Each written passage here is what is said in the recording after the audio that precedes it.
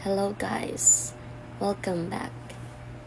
This video might be helpful to any takers for the college entrance tests, for the scholarship exams, or for board exam like the licensure examination for teachers. So, i-feel bitaw ninyo na duol-duol na jud kaayo ang inyong i-take nga exam.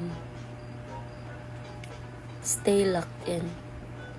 Locked in gid mo maayo ana. Avoid the noise. Though makadungog pag yun mog noise ana, mas unsaon ninyo og avoid ana nila na agi mabutang sa imong una-una na doubts. For example, kanang mga board exam takers, especially sa mga loudest, mostly ang pressure ana nila just like sa pressure na naagian ko atong last September. Kay kana laging what if pabagsak, magna cum laude pa naman nga na bitaw.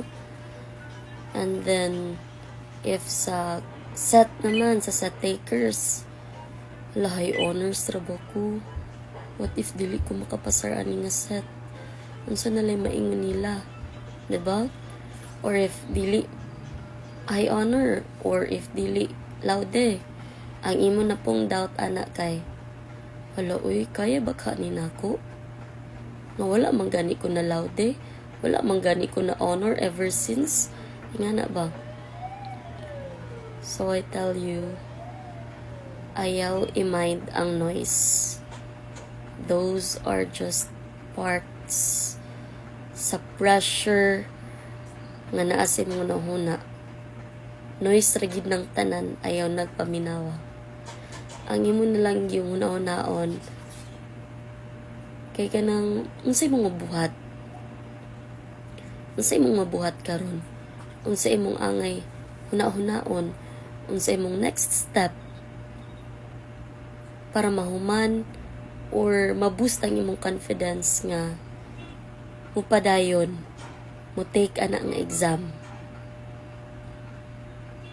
So ang other tip pud nako ana is, kay wala pa man siya nahitabo, why not nga dili sa ka magunahunaan ng mga result. Dili sa una-hunaon kung unsay result, kung mabagsak ba or makapasar ba. Basta kay ang importante manggod ana ni take risk ka, diba? Pinaka-importante jud kaayo na sa tanan, as in, ug mao na ang pinaka-importante nga lesson nga akong na-learn. As in, nga kana bitong dili mag-matter always ang result, as long as nag-try ka, mao gid na ang pinaka the best nga imong ma-experience sa imong life, diba?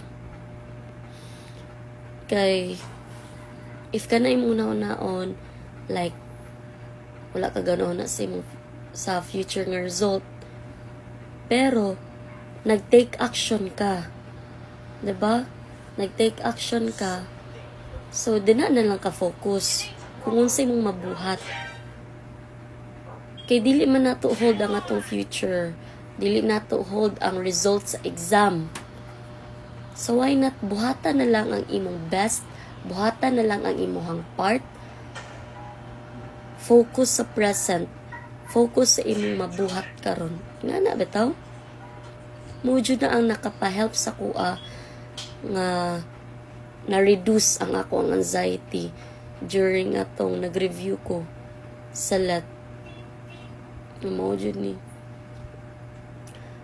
mabagsak o makapasar, basta ang importante buhaton nako ang tanan nakong mabuhat sa karon. Maugid na akong mindset, mao na akong gihimo nga mindset. And thank God gyud, nagpasalamat gyud ko sa Ginoo nga nahatagan bitaw ko niya og ginana nga enlightenment. Kay ug wala, ambot na lang jud ug mag-unsa ko ato nga time, grabe kayong pangurug, kakulba, dili na ganahan mo kaon, kay isuka na lang bitaw tungod sa imo ang ma-feel nga kakulba. Kay tungod duol-duol na ang exam. Nga na jud akong na-experience. So mo to, thankful jud kaayo ko nga na-enlighten ko ato na time nga mag-focus agad sa present. It's better nga mag-focus sa present, mag-focus sa imuhang effort, ug mag-monitor kung unsa imo ang progress. Mao man na siya, diba? Ang pinaka-importante. So, mao na akong tip. Kay para malasan ang inyong kahadlok, ang anxiety. I know, mabuhat na ninyo. I am rooting for you all, guys. Best of luck. Bye. See you in my next video.